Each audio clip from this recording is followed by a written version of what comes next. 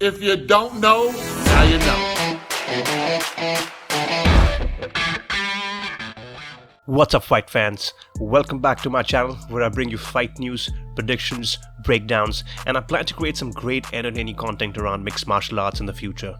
If you like what you hear, show some love, hit the like button, subscribe, I'd really appreciate it. UFC 261 Usman vs Masvidal 2 is going to be a hell of a card. It's stacked. It's taking place on April 25th in Jacksonville in front of a full crowd stadium. It was sold out in minutes after going live. Are you ready for this? The moment we have all been waiting for. The card has Anthony Smith vs Jim Crute, expect a cracker on this one, Uriah Hall vs Chris Weidman, Valentina Shevchenko vs Jessica Andrade with the women's flyweight belt on the line, and to the co-main event, which is such a great matchup. We expect a technical showdown on this one, Thug Rose vs China's first UFC champion, Zhang Weili, for the women's strawweight championship. And then we have our main event, Kamaru Usman vs Jorge Gamebred Masvidal. What could go different this time?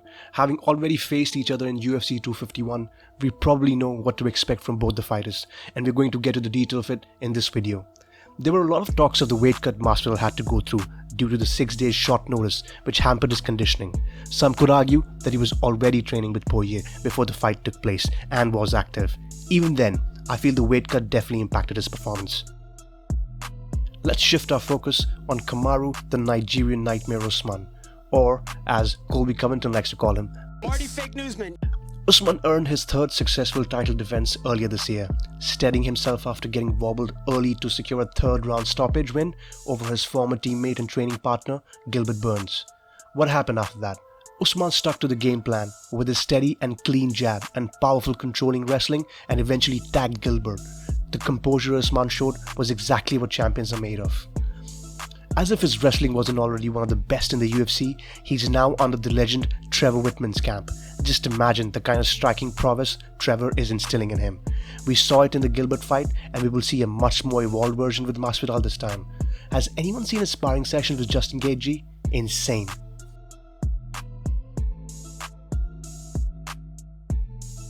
Usman does a phenomenal job in controlling the pace of the fight, taking down his opponent at will, whether it's the center of the octagon or the fence. He decides where the fight goes, just shutting out his opponents. And Jorge Gamebred Masvidal, 18 years in the game with a street fighting background from the Kimbo Slice days, striking has always been Masvidal's strength. What a resurgence Masvidal has had, the resurrection as he likes to call it. In 2019, where he registered the fastest knockout in UFC history against Ben Askren and claimed the BMF title with a third round stoppage win over Nathan Diaz at UFC 244. Street Jesus really got it done. Say what you want, but his strength lies in the setup he does for his strikes, like in the case of Darren Till. That wasn't just a 1-2 combination. He had been reading Till's movement in the rounds before and knew where he would be at the time of his attack. And if any of you think that Ben Askren's knockout was a lucky blow, you are gravely mistaken. He read Ben's tendency to shoot for the legs and practiced the move multiple times before the fight.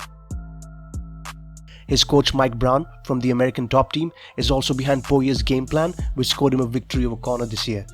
One can sometimes misread Masvidal's persona, his Miami Vice style, but he does a lot of research on his opponents before stepping into the cage. I can guarantee you that. The depth and variety in his striking, the slick boxing, the body kicks, he's a dangerous individual. So let's talk about their first meeting at UFC 251, because I feel a lot of it is going to be similar this time around as well. Masvidal came in with some venom, hard kicks, hard combinations, power shots, man, really trying to catch Usman. But you could clearly see Usman's game plan. He started to catch on to everything Masvidal was throwing at him and eventually took him down where the majority of the fight took place. The only success Masvidal had was in those gaps he got when they were breaking away. It's the same burst shots that brought him success with Nate Diaz. But as the rounds went up, you could see Masvidal's gas tank fade and Usman kept pressuring him with his wrestling, kept level changing and controlling the pace of the fight. And of course, the foot stomps. #never forget. So what can we expect this time around? Well, Usman is going to have almost the same game plan. Control the pace of the fight with his world-class wrestling, and if the fight is on the feet, keep that deadly jab of his out there. Question is, will Masvidal be able to set something up like he did with Ben Askren? Will he be able to get those breakaway scraps that he relies on?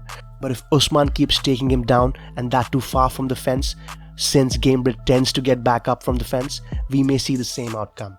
For Usman, it's about collecting points, and Masvidal is going to come with his mean-spirited and fierce striking. That's it, guys. This one could very well cement Usman's legacy as one of the GOATs in the welterweight division, one of the most dominant champions to ever be in the division. This is also possibly Masvidal's last shot at the title. We shouldn't forget he's 36-year-old and has had a long career of fighting. Leave in the comments if you're betting on Masvidal or Usman for this one. And remember, always throw the last punch. I'll see you in the next one.